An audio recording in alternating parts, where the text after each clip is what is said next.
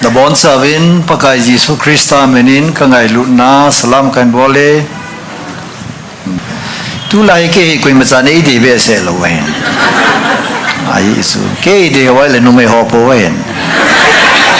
adi dah hausa kita tingnomi kita ho haulam kai kita ho tiêu tiền le si bang có số hỏi này đi rồi ai số cái hồi hi idam mo be se ta ven ajan na ding yong ke ta lo we gari le workshop ma ipulu jong la be la pulu na kan ta lo hi ta bang chu hi ta ven kisu negative longa ka se he ai le lung da nom da ni ai mi te he gali zat ke ne yong le all mo lo ki di so lung dan da no gang te ho sin kon pa ho la hui chia le gang te ho la hui chia la gang te a nei lo be o lung kham nei lo e ma hon mie thi rong loi lam khan nui na khan se lo te te mie ka yong loi lam khan su nui ne thei kha sao sa te te hi ta bang ne hoi zat khat hi vin ayu su mi min in Israel te to ikito nao ikilo na wan sin ke wang Israel te to ikilo lo hele ka ti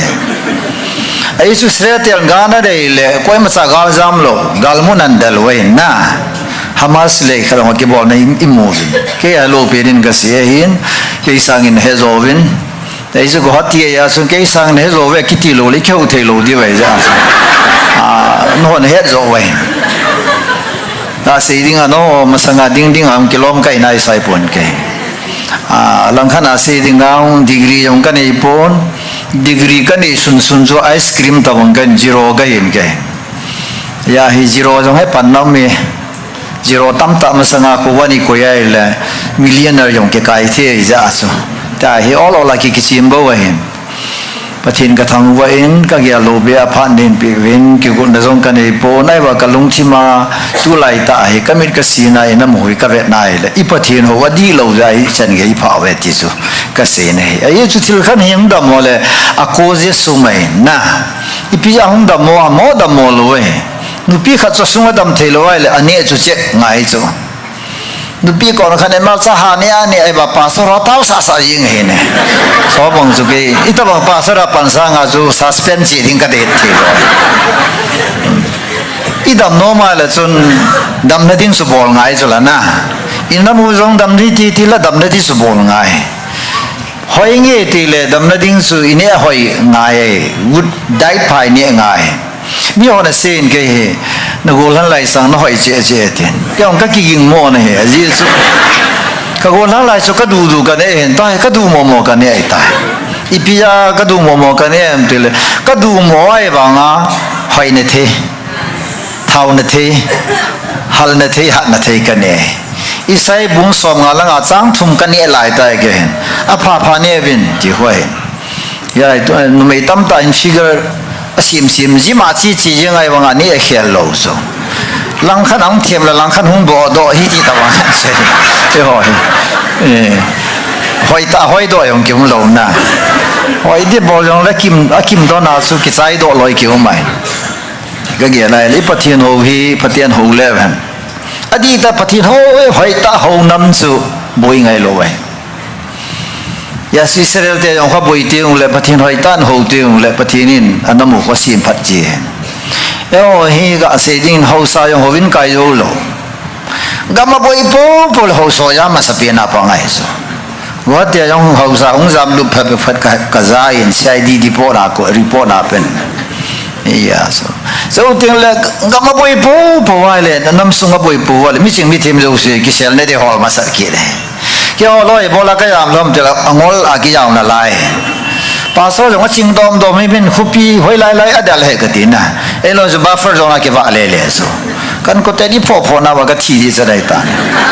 kium thimin gal jam ne hi tin lekin gal jam ki so ka ngai da so ka loi ho khanin lan chin ba de yaw ra de ai yaw de tholak bane ka ti kaum pot do e ka ti isu exodus a khu pot do kiti jaw ja khu Israel te to ki tu te ka gor ja so pot do ti pa ho ka la na ta su sam su ka ngai lom lo su za me ti te la thil kha di ki sa ja ki za ma he na ya so Christi de des ki za dium lo iki za de us ki chon si khan ti ti wang ho ki za de ki wo khil khan te ki ne khilin te ti wa ho ki za de na da ki za na dium lo mi hi ti ji nga ki ho na le i ma sa lung kham na dium lo ta yong i ti nom lo ye wa he hospital ke dal he so na ki ti no mai la ba ya mai so i chi ngam po po ai le ga jong la dium lo so mi hi neo sa ki yong le a thi ding ai ki pi do la chun a lo yim je tun te ka khani neo sa kai wa nga time bom khat pong ke sek mai lang zon lang mai lo lam jam jeng de lam jam jeng de a ye a thi ding a ka chi ta ya chui ki sa de ta so i nom je wa ki sai cho ki thi nom le ka ti na ka hu ni a su mi kha ne suicide ball so tre na ta ka loi nu ta kai mun nom be sa mi thi lam jong ka ya lo adan su pong thum hi delay ta so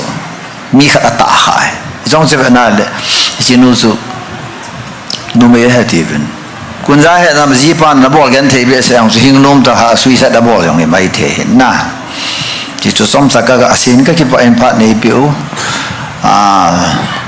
ke ka din do po pol mi lung khama so yesu ka phat mani so ji so alo le ka hello be thu sei so so mi kon kha kyun sei ji hello ke ya he sei ji tam wal be sa sei som pa hello ne ji ka hello ba e ka loi nun reven khai za kham ho ke vet ne tin ken khai kham ho ve hin bible in khai kham ve ne ti po ji su ve ne ai ta sa pa me ino me ho yong ha ji pa khoi ta de yum lo so mi ji khat de cha wen ama pa le phatata pa sa lo na ya he tu ing ka he song he deep za ta so mo na ka deep za ke ta so ke en sei lo diang ka sei diang ka sei so ni ni ya sei lo diang kan sei kha ji aman phung min ho yong phai in nam min ho yong se in ya adan so harmless an ki si bin thi so ke la ka te hoi lang ka ta khai ta hoi lang abong le nu pi ho ka ta si abong le pasal ho ka ta sia he ke he sakti ma na break su lo ta bonga ko ei ge le ka lo en aman bon hoi ta ei sin le ke ya pastor no me ho he pastor pa lecture pa pla ji no ya le thu se no pha yin so ei su no me ho na ji te ho chan tho yin so ta ho chan tho le ki chat the lo wai tu ne ai ka ki chip da nong ki su lo le he chong no ngo de wai piong la pathin tho lut dau ten tu na ka se no effective worship thil zo sen effect nei he I tha se long le effect le na le ne ka sa pa lien pa ka tha si mo mo ngai ta nai ti sa si nam de he pa tha se long hai ba ya he ati adan so mai ma na zo da so ma ka ge le ama se on su chi na lu da so tang so ki khol khol to tha ngai ma na so za pu do ai mai the idea hoi da so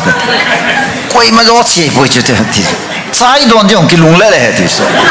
pai lo he le he ti so ma a tho do yong bai lo le kha sin ke pa bai lo ta wi go yong la bai lo ti so ala bai lo pen so ki ja so lang kha dai se la ga jo hi ki so na ai ta he isa te ve na ji te ve na gam sung i ve na ke pa nei dum ta lo we nu pi kha en ka cha te ka ve nai le ta na yong ka tha sin me o se ka tha nom ta pon ka lunga kham le ti so ale na sa te ne va na lung kham le ve da yang ta o ti le isa ja ve lo wa kyum the lo khu te la lung kham yang ta ki kyong kai mei ki hal a kham na ki sa do langola bon sa me lon ipi ka su se nam la ka hen ki chip na ne we tari gate ku hitam khana chan ha lo we ala mi pi ma hen whatsapp youtuber hoyong than op dan so ke in ki hal so than op dan so tu hi reven solar in ki hal pat da he mi so in ki hala kimin pha lo ke in kal ka reven solar in ki hal pa he adan to bp strong in ti hen ti ne na a chu sa ka gyal do khanu ma so ke bola nom ta kisim ka him televanu li sini aso di muanga ko iso jole ka in jong so reven solar in he ta in so ko na se khel so ken kan ka tin su nya hui ke inai poi charisma cortez ti so ai le vyang sunga no pi hon charisma ti su film star no hui la ma ti ki ei mi ho hi ngom dan da ro he charisma yo so film star da ne he na la so I pi nam dile greek pau he lo je vikit so I boy na go si vele la til ki het sin lo he chin ma sanga ki sei yin so na inam si dan mo mo he da te I het sin lo so lam pai chi ting le tos lai do I de na le sun ki boy lo so mutim no ai khui wa le ki boy boy yin so abang la go to kilo abang le pat to kilo abang le som to kilo selai wa go the de ta I ka chut la charo da ti kit na kita bang khat so he ti jun kain solalina ki hale ja ka ge la so solalina poi pakai na he ai so ne gu ki ne a ki salawai a khu ga lung theng sana ka se so je pakai na he na kaina kai ta bp stroke a thho si si ho ai na ya bp a chi he pakai ni le thilo de na le se chunga hoi tan gel to na nga khat sam lo Psalm 24 verse 1 to 9 le ko kan evangelist pastor solo a cha khat ani samana su ki song ta ana ama si ngai dia su I ge loi mai so ke pathian lung se na ku ki te a cha khat sa ka ne lo we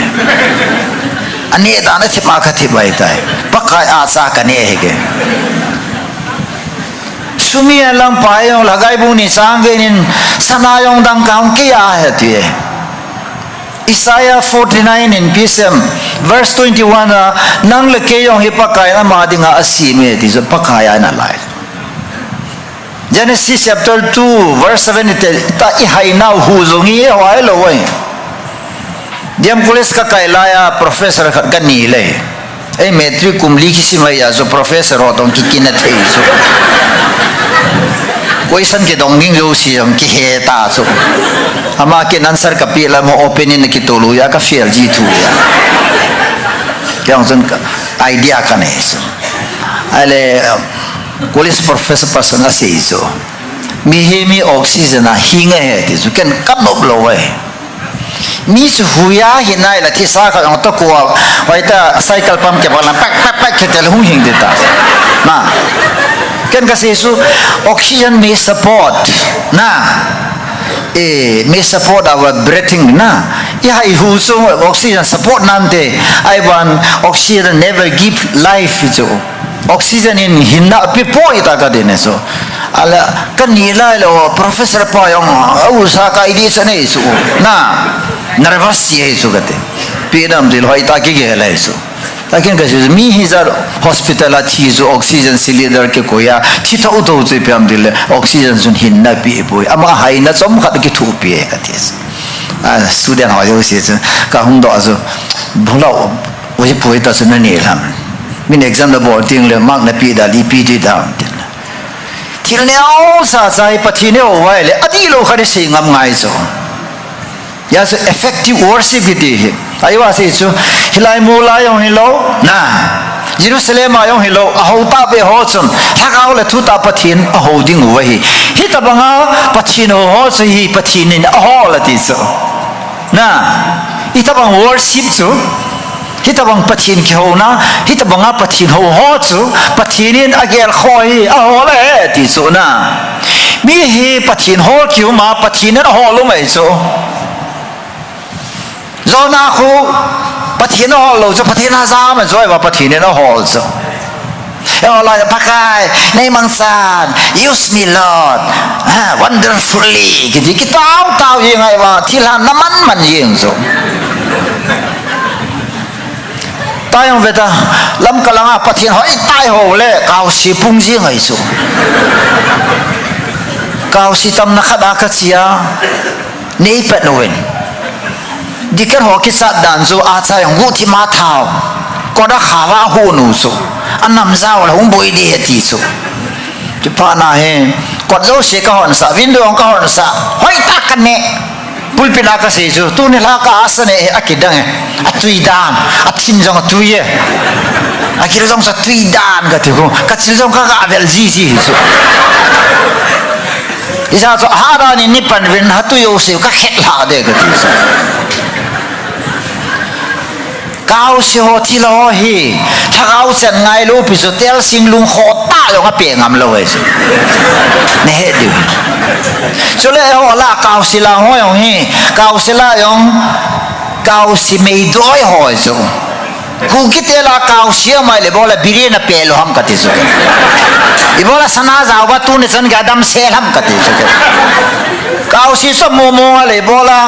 arambai ho ngai lo sala rambai si si pat dinga cookie women society za nam ka is sol ke sa ya itu se ho hi I pathin ho to itu se ho hi ki to gam ta lo so na pathin ho ke ti ho ya ke panam personal relation a ke panai pathin pa to in I ki ho thei ting le ren chung thangin an thu se la ya ka su mi lo kha da se so ta do speaking on pathin na ho vin pathin in na ho people ve ti so ne thi ya so lo ke hi pathin ka ho lo bi so pathin so e ho so pathin thang wa no man ai so vela so nuwa kha cho ho ya le a holding ki chui so go la yo si kwa mobile number ho so nuwa hi lo la chon koi ma chon number an ho lo ai le ha sai ta na din mun sa ha mo medical term kese ICU you are landed into the room of ICU with us ICU lang lu tabang nai ta so ya so zona za mai le pathin ho so la tu ne pathin hoi ta tan ho le ven pathin ho so pathin ho di so ken hindu ho ko ma ka se so no pathin ni no la no do lu pha na pathin tu ki lo dom le ki si wan ho we ka ti so ye nahi hai ka ti so ke ये मूर्ति है ना बोल सकता नहीं है कर सकता नहीं है तुमने बनाया है ताकत हिंदी जो कहे बेसे लो से वहां से खम खम से का खेत खेत लम यो ngai ngai जी है सु राम या ले से सुआ है पथिन है की ती उमा पथिन नहीं की ती गम जो ए मिते पथिन है ते लो बिउ सो kamina kep ko kanami te ti ho pathine na ma holding a dei ho ko amia sim satso adam le hi bola pathine sema amjile to have companion with them amo to company ding ke hop dinga pathine alon peso betal bible simlo sun with ke te that peso with god ke on na and god was with him joseph pathin to abo lo se lo leng ye yesu pathin to khela kang pui so lo se be ho banga priest he lo bi so pastor he lo bi so evangelist he lo so ai banga pathin hoi ta ho ya so apathin ho so the whole Egypt so affectable so pathin thang wan ma tun ken evangelist so yang ka se so evangelist ana pan le na preaching sun na life affectable nam ka tis na thu se hin na life affectable na na ho lai kai lai kelam yin sa hallelujah amen ki ti so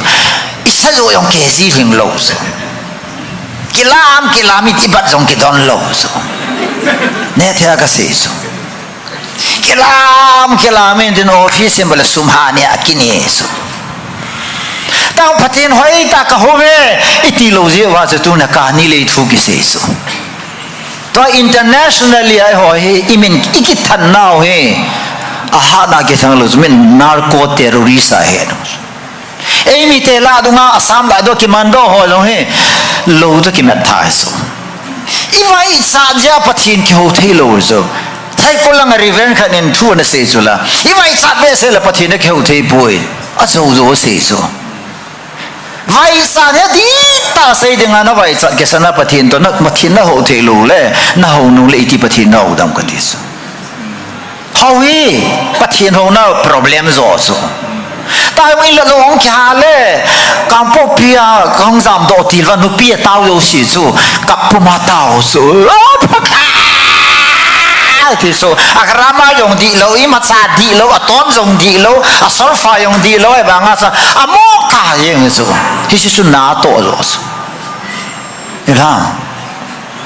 in ki sai ta lo ki sai ta som ki sai ta a ki sai lo khan ma so pathin to ka ki gui so na ki sai lo pathin to ka ki pasa na ki sai lo pathin to ka ki nu cha na ki sai lo so thilo se akisai dinga pathin na koi so aba lei se pumpi chan jong le ren pathinin namang itilos ayus lei se thilo bona chan tho tho this ya so hilai mun hilo ti nei so mola yong hilo Jerusalem ang hilo ahote lagaw le thuta ti so number 1 ka sei nei sun pathin hoi ta no ai le na life effect this cho ka sei nei so yes worship is lifestyle tum dega na to aji yong phatata ho lo jun iti pathin ka ho ve ti am ka tis ate pi yong phatata ho thei lo jun pathin ka ho ve ti iti na ti hom ka tis inu be ho ve la jun amem sa ma ho le asar pa sa nga amem sa ho ha hi so thila ho ngai lo so mem sa ma ho ai tai be le thila ki mu so elhama ya tem ka sei su ate pi to ki ho thelo ate pu to ki ho thel an sa lang to ki ho thelo vela chon tu na in na mo hi imin mai mau inam min jiong jong hi min ki da so ku ki ti de ong thasina ma so ya hi nam min ki khel na khat office khat num le ke wa number 1 a q a ding ma sapena ka pandil a ma sakhon ma sanga ka din di ta so ai so men amin anam min jong akisun pi anam min jong kituna ni anam min jong ha na ne so na ga sandil nga khara ki su khala na ga la wa na sa so na ga la khara ki su khala manipur na go na sa the so nam sentiment jong ne so cho hi ta lo yang muslim te ha na so pathina ho na wa so jihad atula chingam jing so jihad atula a jihad som kituna so a ho so kituna so au sa hat dai so ala christian te ti da na pathin ho hat so no pathin ki ho wa hi banga I hat mo ham ti so hoi tai ka gela le I pathin ho ve ki su he ka ti so hallelujah ya so pathin ho gi ma de so number 1 ho ki ti hi ti so khat len di khat neu ding ti nei so tai ho ve tang vai so ho ki za so a ho ai na vai so ki noi si ki so vai cha tim khan no le ho da nu ke khel jing ko la ilang pastor sulala wa le mi yo se sen if we ta no hat aba itu hulang ai te le se yong he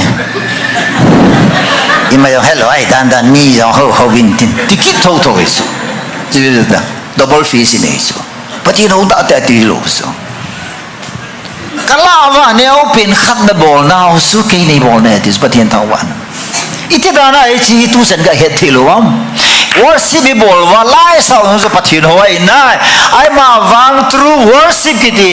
na life and reflect ngai so patien ta wan mai sama thil na to din jong la pa kai so na I hilo so na ki sam bi lo kom na ki na pi khat sun settle bol san la hu ki sam ma san lang so te lan thil to ding so toi na ti nai so I pi se nam dile every human relations affect relations with God is so pathin to relation he every human being relation na chang zo si I relation pa hin I pathin to relation affects so hallelujah ita banga chu Korea ten pathinan het pha wa Japan ten am hoi ahin chang sanga na go wa ana halwam so Amsterdam ga jaw pastor kana sei so biligram hung ding do in first day ni jun my dear brethren in Korea why don't you forgive your brethren there in Japan na supi ho ibola na ngai dam davim if you are willing please do stand up as Korea also kapu minang ding dovin Japanese auto na mo na hong ding dovin ang kidal to ve ki koi vale biligram thu sei misangin pathine ke paatan revival ang rong tai ti so yo tu ni san ge ngai dam da lung thim long kinai lo mi ngai lu nong kinai lo imuda diu tam ta kilam do jing so ki naga le be loi pathin ka thang wa so amon 93 ana gon in kap li hung ki to khoneu cha sa khong lin do yakin ka se so hoi tan ni kap na live in phatta na kap le ke ho ni kap tup di we na hoi tan ni kap in ka ti so mo yong singo vin din I kap ta lo alabana birin hung mol kit ken wang so birin he dai ông cái so tamo birin cái so kalung yong si so pai te ku ke kam bon sa ke vai phi le hong jam do si vai phi su ku ki ni pai te su ku ki ni ta in hal to sa no la vo khati lam kai ki khom su gim nei so ka se ai wa ken gal ke pa na ka se ku ki thu na sei po le hung ki to mo de he ku ki na su ging loading khai ho in su mi hi ve in ko hi ve ku ki yong se loading chin yong se loading mi yo se loading hi tan de so la lai ye ngai mai hi na cha pan de ya zo nomenclature na si wali boy de in se ki le boy ta ai mi te ki to na pen de no ve le ka thi ngon sei te ko la nga ho na he no athim dom se ai mi te ki to na pen sei te ba ha iki to na pen u ba ki sei se ugo yang cho ka sun thimi ya dictionary khar bo do ya hello lai so ama dictionary le emi te dictionary ki to lo ya hello hen oi mo pu de na ikito na penu se ki to mo ai so ki to ki ti bol thi lo be jo ka se da so la christian ni nai ki to di usala ai so mi hem ki to na pen wa no ya christian te ta ba ki to dim lo si ye nam te Krista hunga he relation zo se Jesus Krista hi sa dinga pathin achapan so lai jalas one in Christ Jesus Krista bo khat ki the so tu ne la ya pathin yo khom so ke da blue sha dam lo khat so ki nang dam mo na ki la lu thei tam mi vai char kha so nang vai char condition anu ma na pot da thei tam hospital da mo kha yong so nang da mo ta ba na ki gel thei tam so le nam langa nei khal te le langa nang na ka thei ta ko langa mi kha da ki su kha le langa na mil hi pot thei ta hi chi chu aum ting le pathin ke pa adis ya ji birin zo he homel mai lo bis bi na badala ma in la lo ha so ho lo bis in la lo ki di so lab do ki the so kai na ka ba ma pathin ka taung wa so san ting jun ko te pai te ho na hal wa so gang te ho ki pa thu siu chu la san ting ai de boy vam ting a su ki le ti su na ka sa dan him kha dig lo wa ye ti su na ka sa dan hui di lo wa hin sa phat ni ka ti tho hin a hal ba le anawa se le ti su kai ka ti ya so na hoi ta na sa do ki ta zo lấy sẽ thì họ cái gì số mang rồi là khó lâu bây giờ mà va in life hi transformation cái khéo ngay số bây giờ ya cái tu này ai cái gì là le bây giờ này bỏ rồi lang khăn là in nó một số tụp số indirectly à nó sao ta ý xiêm phản hồi cho bắt thiên thằng bạn mà số là nị này vô là gali này này mà mi này hà đồ số ít ta na gali này gì không cái vào amen cô sẽ ít bắt thiên hồi adi lâu gì cái gì số main course ai sẽ miếng zo si kito na dinga pathini introduce about sa pa Jesus Christa cho Jesus Christa ita san na wa he ikito thelo so ta yo gao thui se yong le kito lo kon khanang kithin le kithin lo si sin ilung dong lo ha lam kalang mi khata zon le ki lung le i boi kit tau na ne tia ke yong lam kalang hon a sali tiu sala chal khana khungin wo sulal ti mo agadile athip se de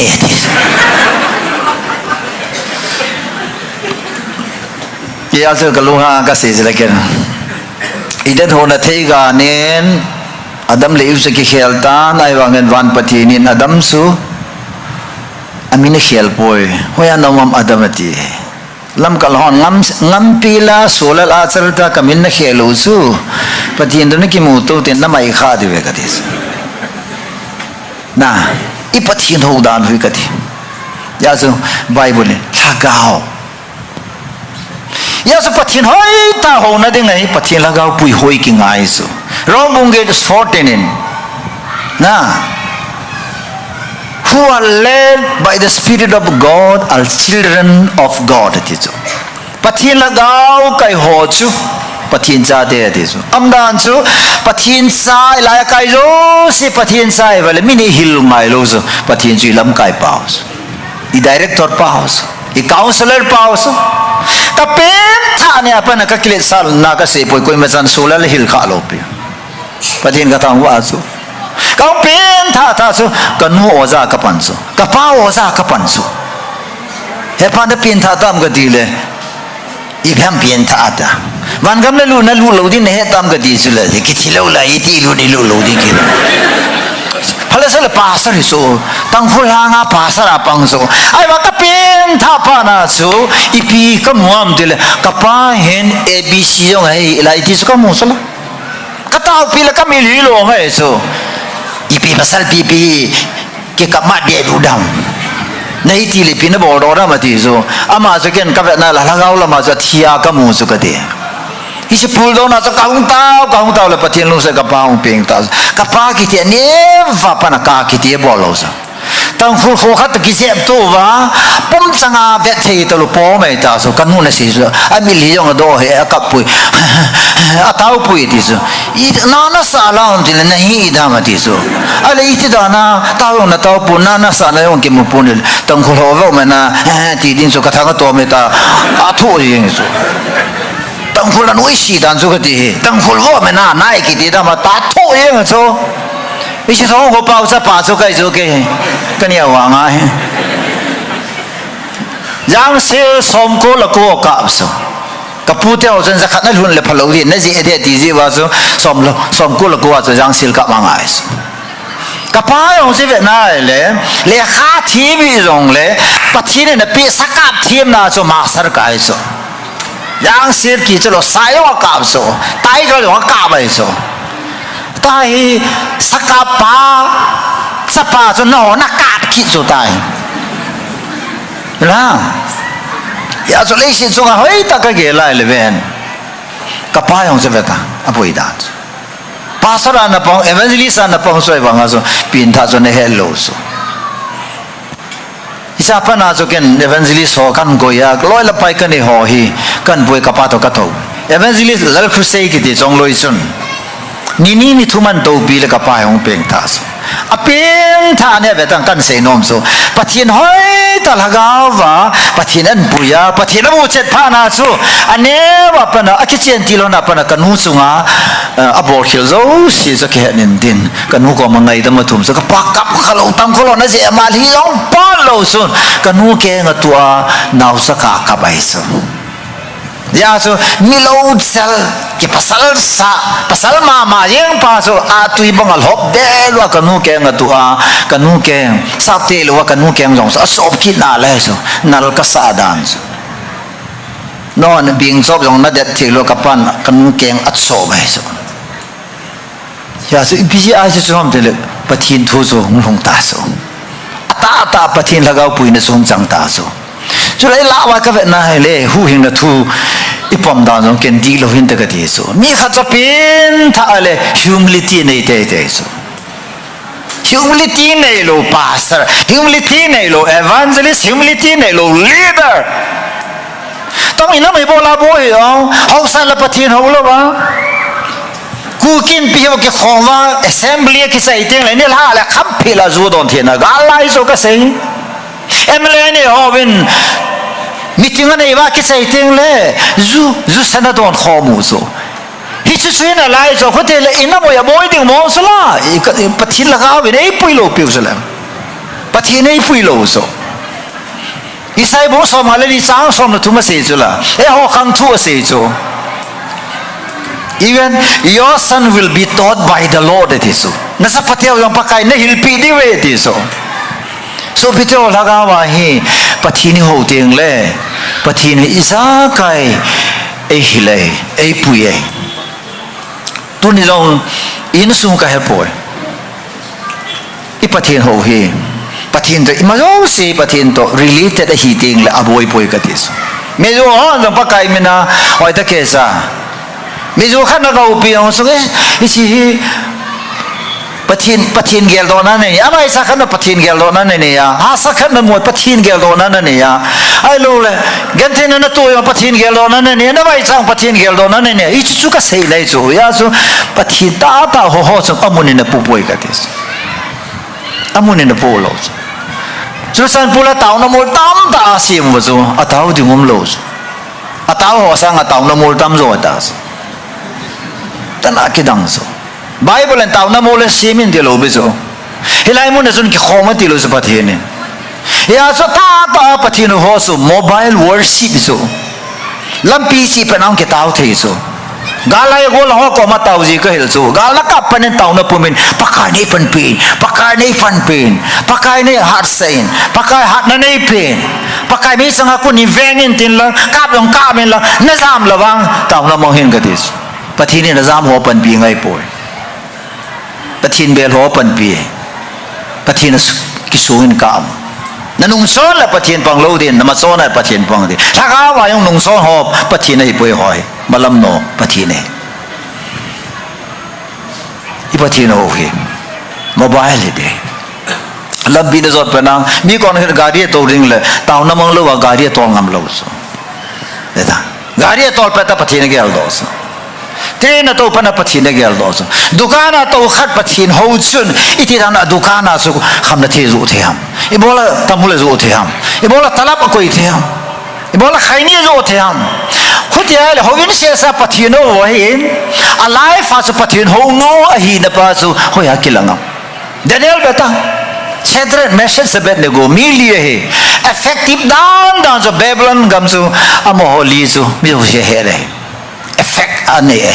a pathian ho so mi tam da su kha so a influence ha dan so gate Daniel se beta sakeba kai le lu na sakeba kai ane di lo zo pe lo so pa kai na ka ba sip je so ipinam tile Israel mi hi so pathian mi hi ki son pi dan so Babylon gam so milim ho gam so agam ki khelta kol la vaila te taw te tu lauma yo kon khani di ri ge le I son na so god tem le im son na so vile sai si le dan ki khel na mi ho ni in khuwa khela le so la ta so pathian ho na hi te ding ham ya so pathian ho ki ti hi na ne pa jong le na don pa de la lam pa na si pa de pathian ho wai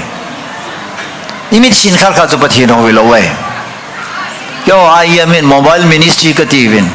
tunin pathian thu hi mun khana put pi se se ta wen hovin se se in pathian thu stuck a hitan pathian thu spread ngai he covid ta bang hi ngai infection se hi ngai ya semino kha jong to na mon korea te khoi bona tuni san ga ana to na salam de pun khong no na pun khom pi ho zo si pathian na pui lu chu ya te ga sei chu ai lo le dukana to ho chu dukana hong zo si chu na sa ta pathian thu sei pi chu school kai ho chu ni ti da na he hi san ga na lo le na ma te le because I pray to Jesus Jesus ko ma ga taw ji ati ya su le khatim lo yo sang chen Jesus Christ ta chu angai sa ta sala ela e ola zo howi ni ke khan bo bole ini lui dinga ki ho sa yong ki ho sa ela pakai Yesus Kristus amin katawi amen dile ile ki to cha ada so amen ki ti hat pa dai ta ti na da ni su ne the ai ta ti nei su pathian ho true worshipper pathian ho ka he ti na chi na kolin jong mu ngai su zanin Nemi na ji pa thu sen ka ki pa le jo ka tu pa mi min su tai siki mau mai ama za la so noi lang officer zo sen ju sen ju ka nga don ta lo doni na ti lo pe so a life as a reflection of peace donin ale psm ju don lam pa sa se lo mi ka tu pa mi men jon health important hi na pa so noya si pe zo si se pe so na ne la don ke ti I hela to kha he apa ne men tesaman preaching about lo wanga so Christian khatna hi na aloi hon don lo laman don lo sula Babylon gamang ti chu Daniel te holoi chamin leng pa na se milim masang da dir su diwi adir su lo ta po so me di like me fuma ke le lu deng e ti so amo so leng pa lu hai sanga Jehovah pathian lu hai na pa za gel thu piu chu kate so bite ho pathian hoi tai ho wai le na ko ma khat ji asuna za sa ngai lo e tai ho la khat I za sa na lama office khat na to mana I sei ding ong ke sei che lo ki ting pai nervous ke ong pathian ka her mas na chu ni me doi ta ka he ne za na thim po po la jun thangam lo ka he kai ne nga po ke de dia khowa ting la na sing se na jun thapa ka he ne ai wanga ka hung pin tha asu God is Emmanuel pathin so ka chi na ka wa na ka na pi pa pathi ne ya ga lai ta susan pulang hon hilaya lam ka ho pastoran ko wa hilaya hung tau de pathin o ki za na mon ta na se second biblical rai boy pathin si Emmanuel he hallelujah hoi lai mon no yang tui khang len no ya yong omnipresent nei hoi lai mun zo sa o mai mun khat specific am boy New Testament how ten hilaya khulaya hilaya kbcia kccia du da te ho samaria le pakai su ke hon te ki bang ilha to ke de lucy bola nasata no hamme ti la ya he denomination thu na sei lo isong he adi be se hello lai su ku ki na ki ho kho na lai su ku ki lo zi jaw na lai su ku ki zim na ilha ala ya ku ki lo hong kai the ki lo di ta so ilha itabang pathin ho so pathin na de lo be so group khat ke sema pathin kyo group khat ke sem ki na pathin kyo lam kalang ho ka boi na we pham tin le bible them ta boi ministry bol ke chu ne thia ke ong he ka thep lo ji ba ka lung thima ke lang lo se ministry bol na ai ba ka se no pen ta se any ministry ke bol jong le ho bung in support bol ngai church base yi ngai chu ke ka hi mi yong church base pathin na to dan ji chu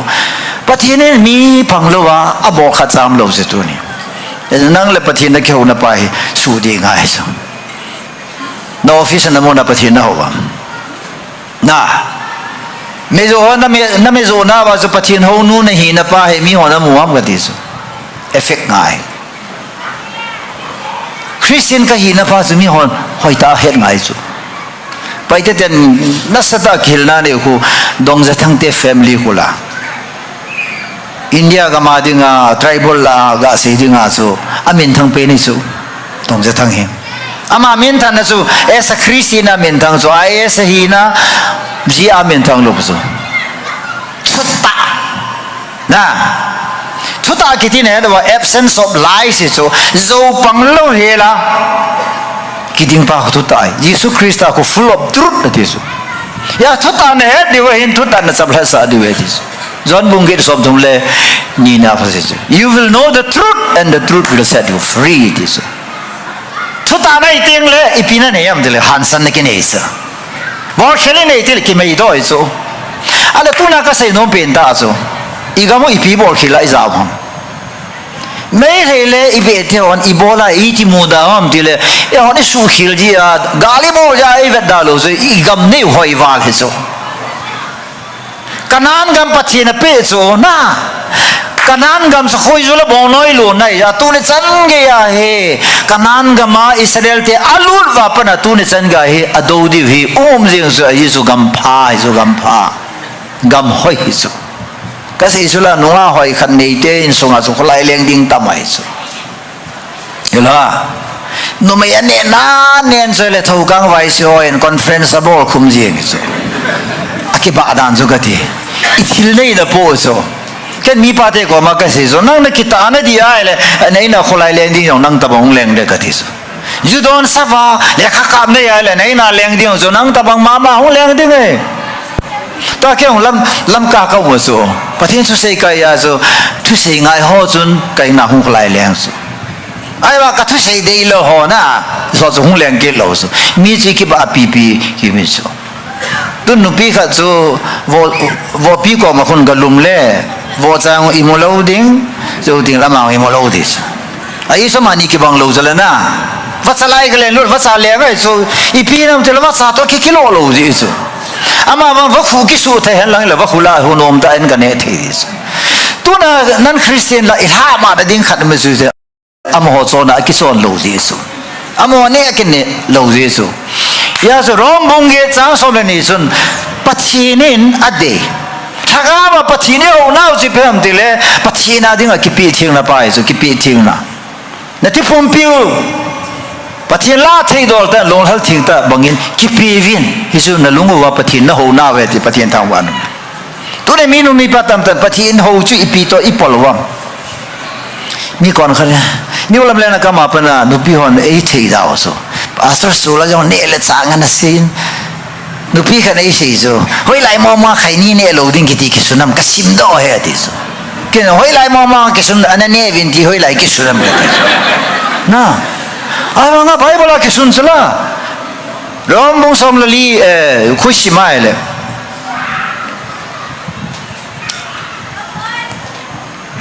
sang se ki sang ki na ko so 7 equivalent for the kingdom of God is not of eating and drinking, but of righteousness,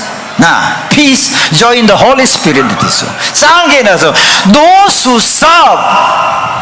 verse 1, those who worship in this manner. But he lengam so ne let sa do ne poi de so alei mi te chi tam na pe no ne le do na ti tam pe ni was lo de ji hen lo hi ne le do ni kit so lo kitim lal na malsa bethu nga ui na e ho dinga sa favorite jing so bethu na duai le ne yang ho hoi ta ne the so ai ju god min sa hong do ya ho malsa ba ne them kan i so be le yung so ne thia anama nam so au ya ui so pathin so thia gai so pitara ko nun la khan so sa thia mo na di so pathin ho na ding ai pathin ho sa nga thin na thu pi so suma thin na no me ya thin na ta salam mai sa na thin na Tina kiti the separation is so ki hendi so one is of thing la ne na len la so thing kiti so one ke so mala ne che che li ta thing kiti do ya ni se pathe no na ba he thakau thing in the body cleansing so su thing nei so pathe thang wan na ya so Daniel te ho said message a bit nego ho so ha ma na so bi nam de amon is it me te bol sa bol so Iji mite don lo se. Iji mite na ne lo sa hallelujah. Ei me ho beta asam hi so bi ne ki khel na wa asam hi son ko la le na lai.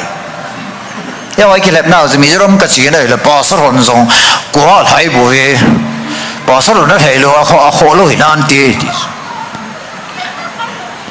Pa kai so bo di so. Patin hoi tai ho de le ji su bol le bo. Ka po me te usin ko ta mo te ji su bol Ali Jesu me bola su kwa ya wa khai ni ya wa Jesu nang ga li li ve la churu ba che ba wa lo ta mo wa pa ka Jesu la se yu ho kwa ke ho be tum lo su mi zo lai nang kol lai na hoi lai nong le Jesu Christa su ka pom su ken ai sa Bible le si kula John the Gospel 12:26 na hui pesa He who serve me must follow me. This so. Kay ma kin bo lang kana kay ma eho hoton kay kanuma suide this. Follow me, must follow me. Ay suide this so. Patin tang wa no man. Patin ho di ta he na le. Itipu mo hi patin na pi ngai so. Kakeng to apana kalusan kay patin na iti usan ko damo. Kakeng to apana kaluchan ke pathina he pathina Poli se juila do nong pe na wanga ma he amen thang pe na ka he chi ve ma na ha man pa hi for God for aman so kini Krista hi ti ham pa na ke dinga Hinsu Krista hi for God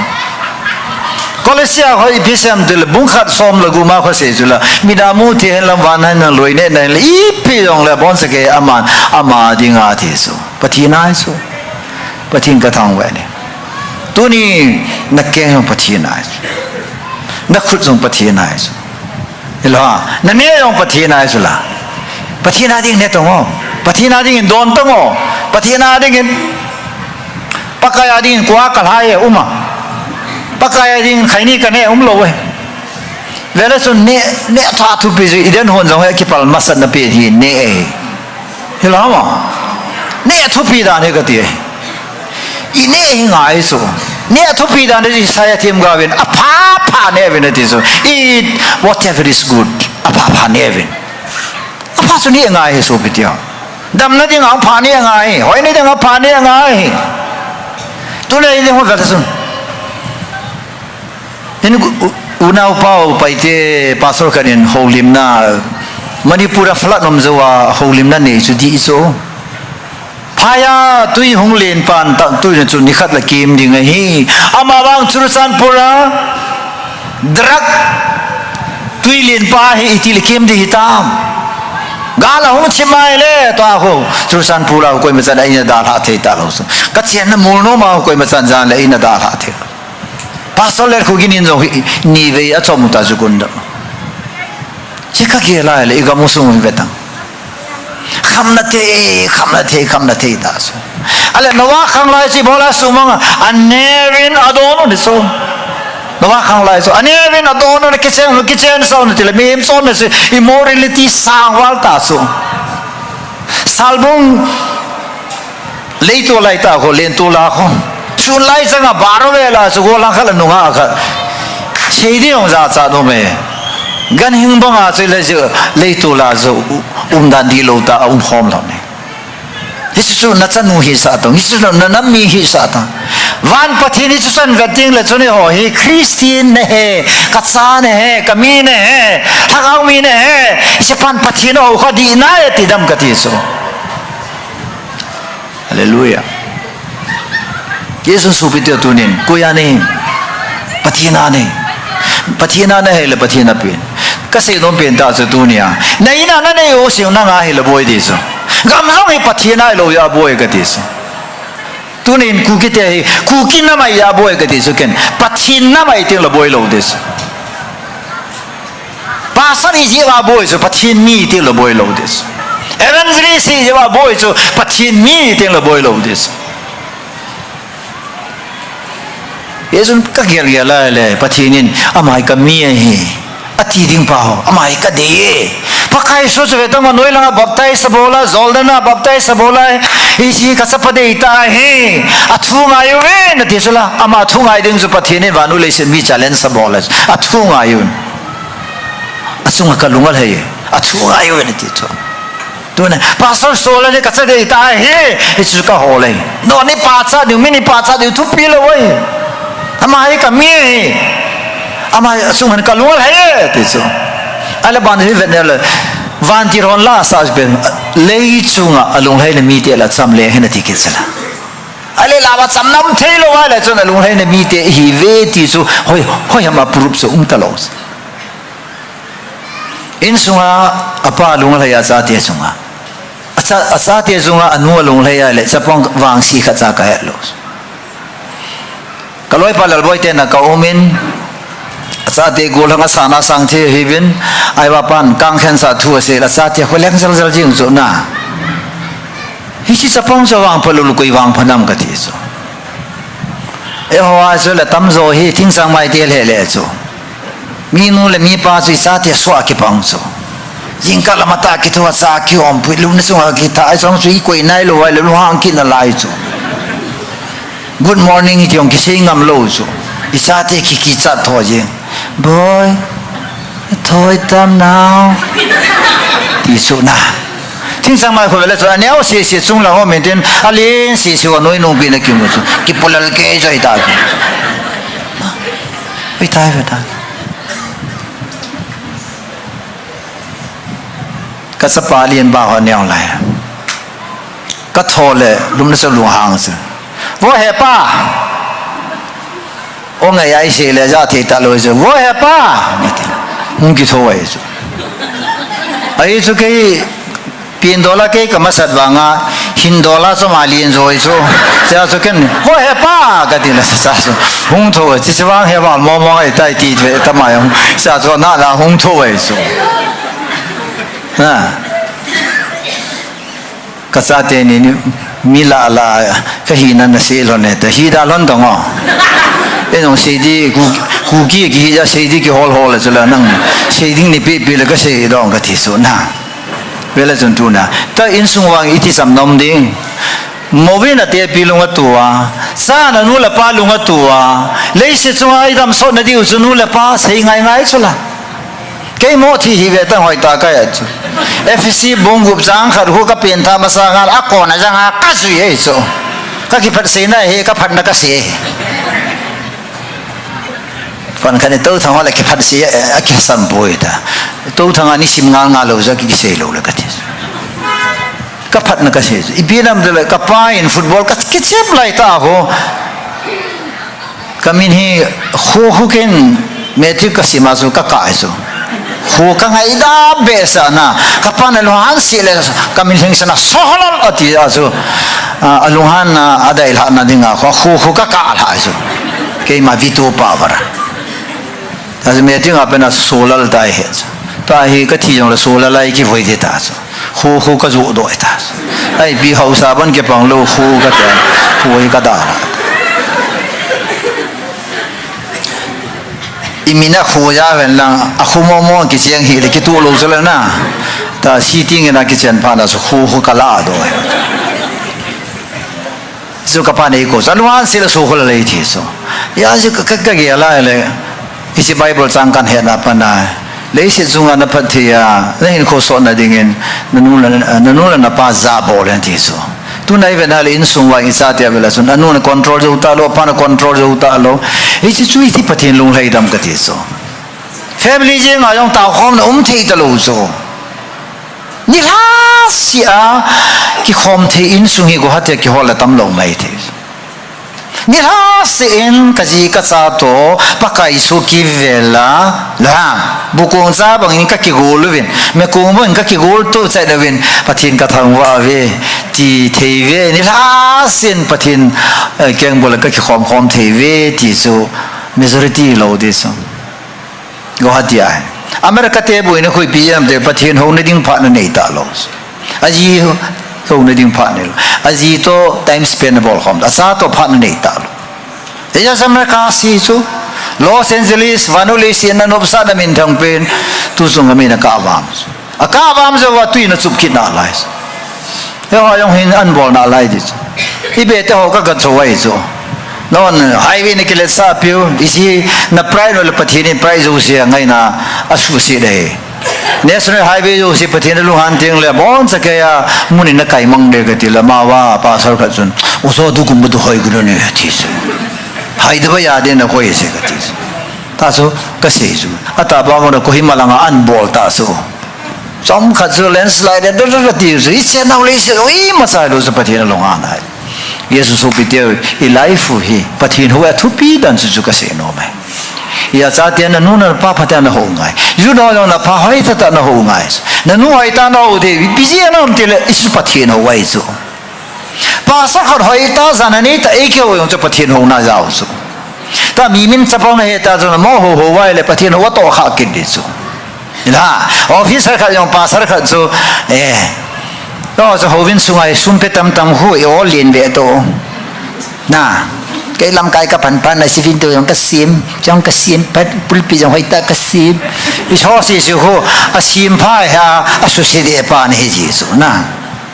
thế số vậy là bắt thiên hồng cái gì suy phàm điเลยpulpi na thiếu khăn là pi trongเลยmi na hết khong ai lo số bắt thiên hồng này hết là bắt thiên hết na bỏ đi số vậy là koi malangami kana sai ne sa pana ji psm de loi puna tauna nin sumil lo de ti so asa I kan be ei so mel sit dan ju gati wanga yong kilo mulao yong kilo asa kha ni sa so I ka nei so athu sa ya gi so kamo ko nei sa ham na taw ne zo sanin gel do de dinga nei lo sa asa kanawa hi nang ko nang ne di mo kanawa hi aba na sumil lo di so na taw na sana asa hin gel do ji nei so asa yo se ki gel do li ti ka chu pathina ke tong di dam ga ti so evangelist pana pani asa de do hi sima sim zo ta lo so ale ni ulam le na honga lam pra ka ki tu lon lo naglen mi hi yong ke lo so salam ka bol lo ja san ha si so Wuhan zakai siri mapa ko ma ko asan kini sa lona pastor sur dan zakile sa dan ama aveng wa ka si pha ne salam jangi bol pu e di so si pha na zu kai sun phone ball in lang tham khal hamo ne na all ha si de di so yang zu ka ki si le wo zu ka asane so za chu ukai ko ma chu phone bol ngai po na se pin sam som ni li sang khar khwa he lo hin de le la ba na sunga thila dim se la ke koi sa bon sa pakaya de la sang rao la ha a sang rao chu la hoi ta ne hilin ga ti ama nu chu a chawa adinga pathina ngan se ke ene dinga ngan si hi ane pa cha pakaya hi a cha ne pan ke so le hi kapa a cha cha pa ne lo ko ne dham ka ti ki chu ka lo ha ju don hon man ne a kham na the non man ne a ju ta me wa le ke so le calvaria kon kai chula hoi ta ka ne ding mo ngai ti su ki phat lam le ya so sam som ne li sang khal khu chi nu chun a cha wa nu he na bai ha lo hi a bible sang sa ne pi nu kai ga ti su akal si thip cha dai su asu youtube ma ya phan wa khu da ba a sa ini sa wa no a se ta lo su không phải đó mà số này, ini sao rồi le, apa nak ketok dia saya tak lupa so, nah, itu nubi hoyong tisu so, tahu na nin sumilhi, nin gel doin tisu, mohi thilo so, ipam kat net bol ngai so, mediam dong sun pathina ki pumpi so la, gimnam tu ispakai so sunga sun la le, isinu thil pa bol hi ki pan tu pakisi ne, so sa ki sei tha de di so, Yesus na sumil thilo kada bol so. Asih la Bible team on ke Bible team kai pun thamkat ka he dia ka se hen a he on se ai le kum khat ki pha na he ti su pakai su sunga thawa sun su pakai sun kisumel lo de he ti su ta yo da mi chun thil I chunga ai thil phalen ta ka na bo lai la wan su kisumel lo so ai wa I chunga thil pha bo lai wa nga na tang na chen nin gel de en ti hu na sei chai le kisumel ta ne ding ka na la ai ba to ai Guwahati apa na ai zol ka chine ho tiket ka le na tiket ka nu su kisumil kilo he le so ni sumil de alin ti ong le kisumil kilo he so la ha to na Yesu Krista isumil thelo na so le ho denga ki pumpi so la hallelujah sai na ka so pathin laga wa pathini ho na su pathina ikipi na pa he so hallelujah pathina ki pi na pa so ali pi usi pi ram zil pathina se he pathini pi ma he pi di wahi tuna kan yo se pathini pi he ti yo se na kudam tu kan izo se pathini pi kan yo se pathini pi na tingong tigam kita los jem pa pun thu khana se kalaga win khwa kamasal pi ta khana se do so chong thu centenarians hitia se jem pa pu lagaw mi hin nasata akin rong kakipapi mi khanai hitia se man centenarians mi tam lo chun la haimil mai te zo ba ken kalung thema tu ne san ka chi thei ta lo pathian thu hong hong pa ju beam til pathian ni na pe lo wa le kila hi na ti so pathian pe lo hin sunga koi na ti so pathian pe lo tam ta na nei sangin pathian pe khat se na nei so pa zo ti so te sun kalung thema khet ke so hallelujah amen sai in len ta na sagoi pathin pi lo ai le sunga nom ta na chen lo di so sunga tam ta na moe alam pi di lo ai le nom ta na man lo di so ai su pathin na pi o si a phalinga pi so ai su pathin pi o si good jaw so ya hi ho sa khanen oi pu genesis bu khat ka si mai le ka ni pha poi kan za pha poi na ti hi ka pam he genesis bu khat ka sim chai ken a sim chai kon a pha be se a phai a ti e ai ti mora pa sa ran ka ni phat lo kan za phat lo na sem ka ti u ho sa ki sung khat zai nga po pe hong ding do sa chen pi pu a qua thầy kia nào lại cũng chứ khác có độ ra rồi cũng nó lại hắn chú nó xây vào tiệt trụ vậy không đừng đó ít lắm cái xây vào bác sĩ nó xem yếu sẽ phải bao lần nó phải bôi nó tiêu hầm giờ chỉ cái gì hết bún nó xây cho đi cái này nó phải nạp phá cái đó nó phải nạp phá thì vậy phải lâu hin năng này cái gì ba tiếng ba phải lâu cái gì ipiran to ganza lo apungin ke sautin nang zau dan lang vek thon zu yong khoi ei zau do wa la phana pha se vek thon ki kham lo he le na apana pha hi lo yong apana pha hi ai wa mi su sa ki bol ding le khaza pham lo cham cha apana pha hi ni sa na la pha lo ne tang ka dil ko tu no no sei pi su ti za za nun ta su la ta to wai ta su la thiam tu na hin kho wai as pathini pi hi pathini nei pi ne ti su hallelujah ka sei nom pe chu la sa the na pathi ni pe tu sei the na pathi ni pe ki so na ding ai pe wai poi ni phat som na ding ai pe lo ding a pathi ni pe su ram tu na phalo zo se hi pathian pe lo a phazo si pathian pe hallelujah bible says so pathian a phazo a phalo pe lo hela so psalm 34 ko lesson verse som na ho sakiba akai gol pa gil kila dang sa yen pakai holding te thil pha san lal ne pu atil pathian pe si pam thil pha sala hallelujah so le how na hi pathian pe ting le bible la ho sa me ne says david leng pa ko ma pathian says now the blessing of the Lord brings wealth and he does not enduring wealth that is hallelujah pathin phathi bu na hung ting le sonin al hovin na he does not add trouble to it that is so pathin an pen la chun boine le hasan na po it is tu ne mi tam zo taw nei boine le hasan na ho to nei chum khanin tin ka taw te usen ko dom boine to hasan na to nei chum khanon taw usen ko davo itaw na di lo yong ka su di no me la no pi khon bo pakai lung sin la khoi san zo se to nei som khin la hepa hep na me pi sing bo ga hung hi o bi hem hinan ka tho zo lo de nei som khalen lang nei yong nei sa hin lang pakai so zo sa ko ni nei veng ben de hom bilen lang nei koi tup sa len lang o pakai ta taw na nei so am dan so na wanga phai ka ti so pathin na taw na sang le amen na ti ma sang na thi te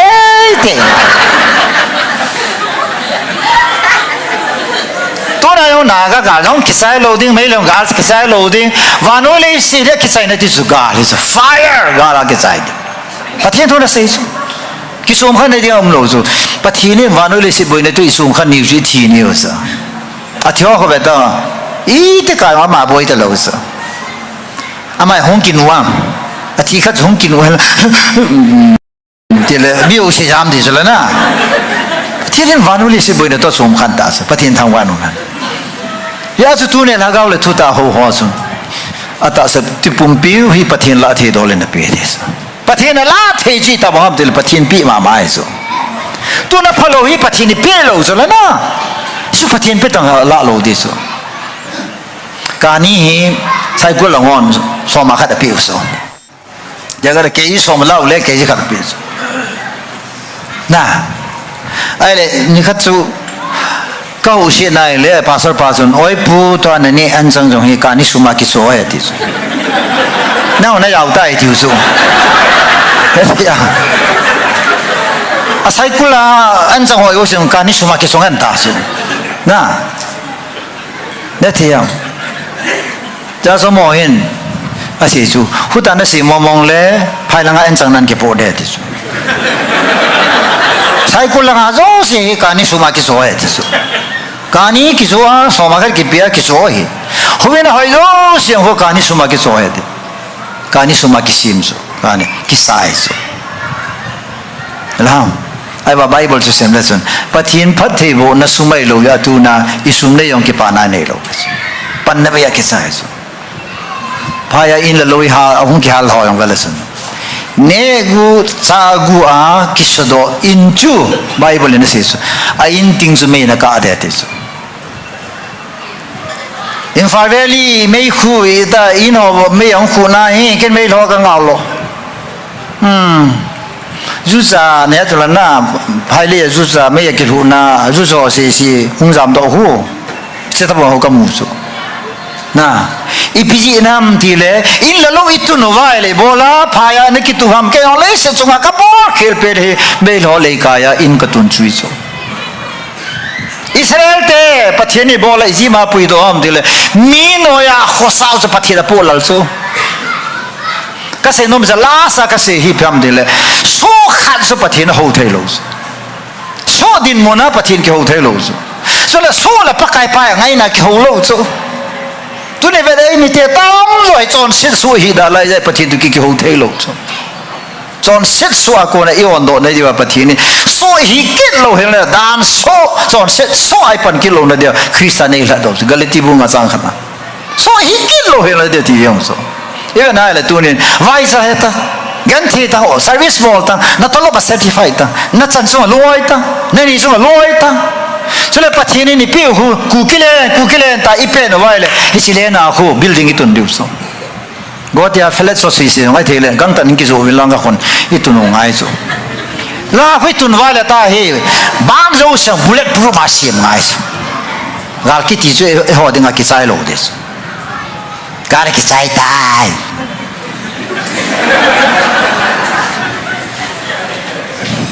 ก็ไงล่ะยิงได้กี่สิบเองไปสิก็แล้วก็ใจตาย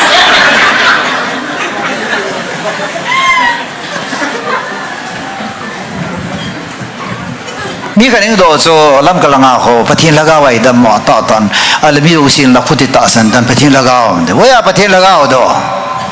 พัทินละก้าวสิมีสุงาลุนาได้เรื่องมีกำมังลูก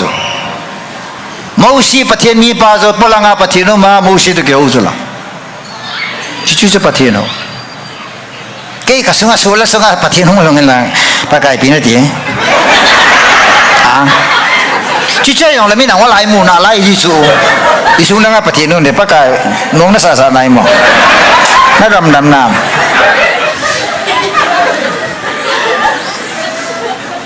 ฮัลโหลใช่ไหมนับประมาณกันลุงต้องสู้กับบริลวันที่น้องเด็กกับบริลจุมีส่งมาลูกที่สุดเก่งกับบริลเลยป่วยชิลายกับที่สุดไอ้สมีสุงาลูน่ะทุใส่สูใส่ตันเตโล nowhere in the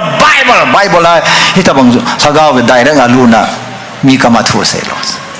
เข้มกับโยเซนดาเซตลอดปะกันนี่ที่นั่นเสียอัตุซาพาปะเทน่าคนน่ะจะจุ information เปย์ที่สองเขา prophet กิติสูตัวน่ะแค่เอาไอ้ prophet กันอยู่สิพี่เนี่ยมันที่เลย Bible ละกิสุนซากิเซย์ซาปะเทนทุสุกับพ่อว่าน้องก็เสียพี่สูน่าจะว่าน่าตาสนั่นนี่คู่กิเคเลยสุปะเทนลงไทยจอยฮาเลลูยาทุนจะดิ้งนัตตาสันดิ้งนัจุยดิ้งจะปะเทียนลงไหนนั่นจะปะเทียนนี่โหเฮเฮ้ยตะเกียซา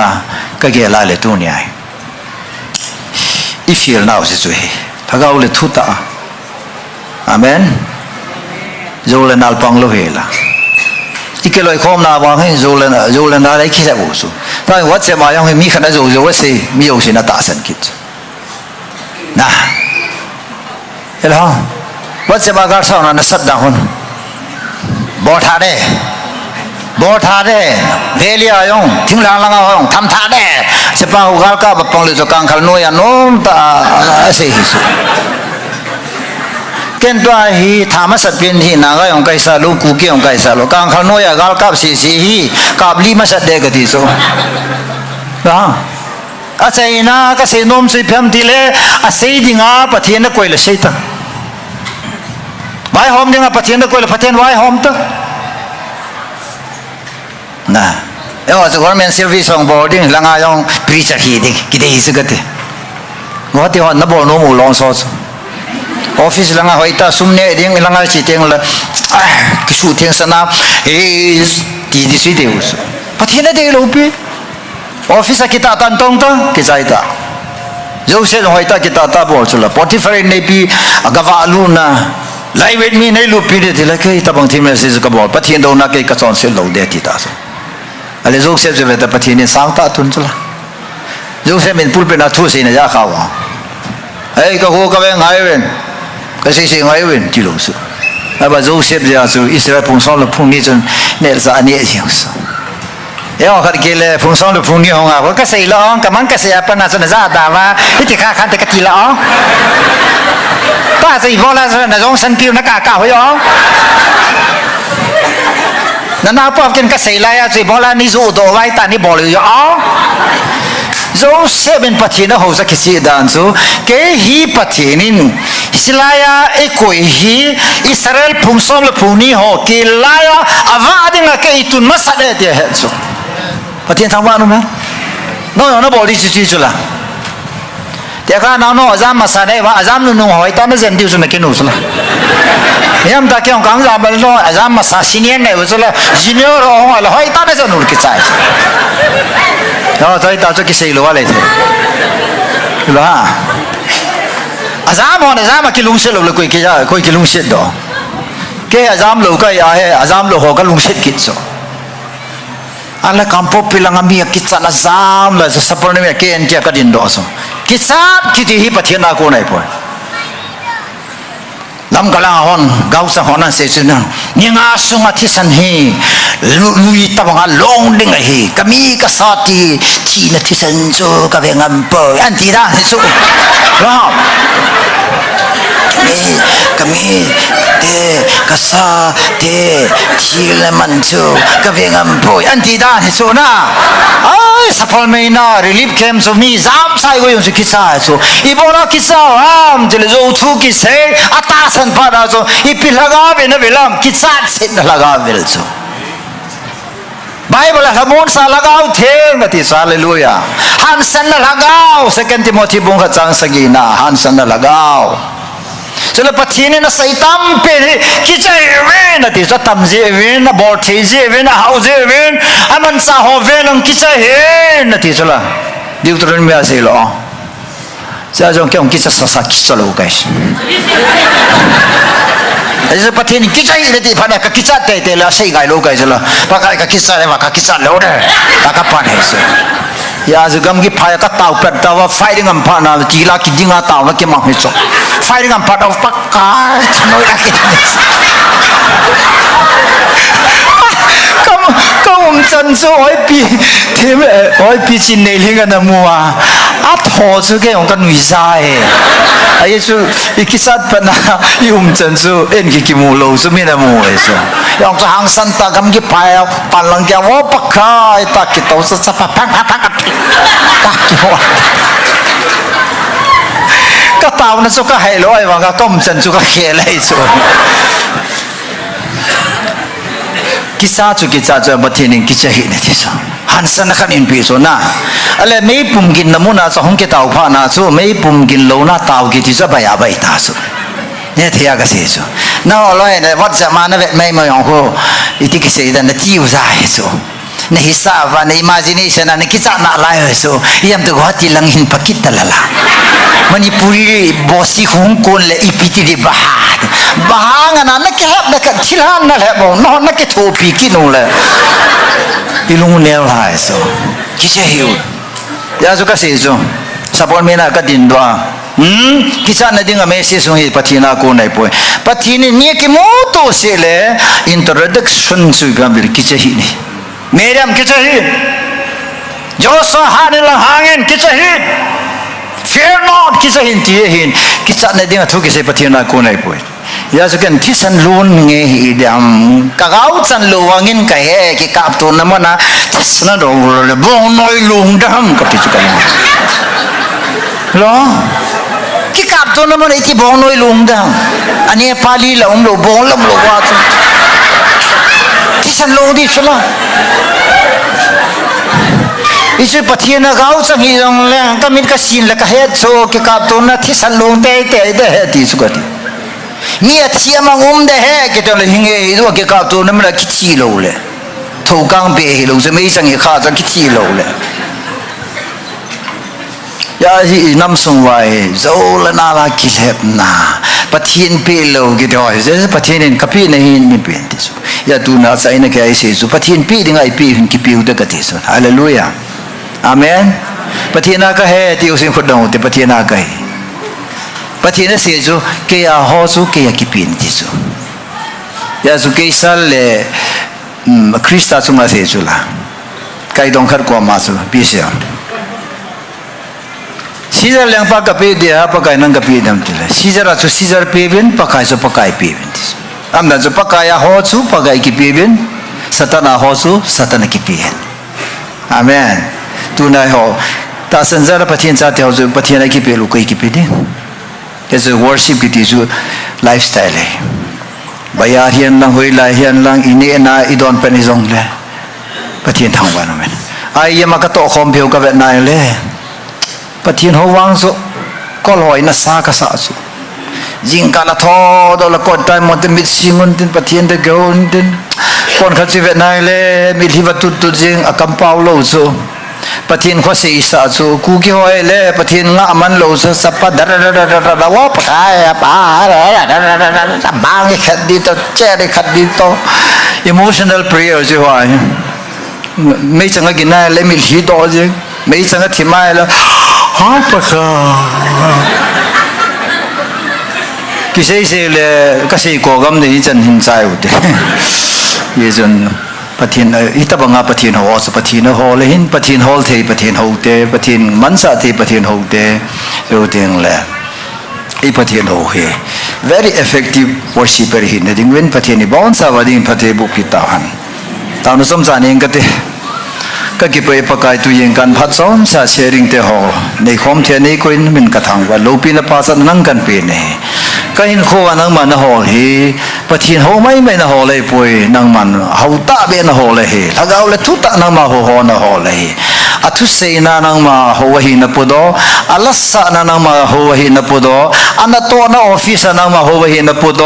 เจ้าทิ้งเลยบายาร์ไกน์ยังมีตัวเขียวนะนั่นคริสเตียนตัวนั้นคริสเตียนตัวเขียวนะยังนังมาหัวหินปุโดเทหิตบังปากายวันโอเลสินะมุชิมลาไม่แนวกันเอาว่าเลยไม่รู้สินะมูบังอ่ะมุชิมลากิลังดอเทเลมิลกิลังจัดเทียปากายประเทศนินโคกมันดีวินังมันเดียหินเอจันตุนินนังมาก็หูดานิสุดีพิเวนลังหูตาเบหูดีตาก็ฮีวาประเทศก็สุวรรณนังมาลุงให้เนมีเตก็ฮีวานังมาลุงเดลัมตาซอนเตขุสเตเนลดอนเตเซลบอลเตตองเตในสุดิงเวนในท่าเซมคิดดิงว่าทางว่าปุมากับปากายจิสุมนักตาวเฮอาเมน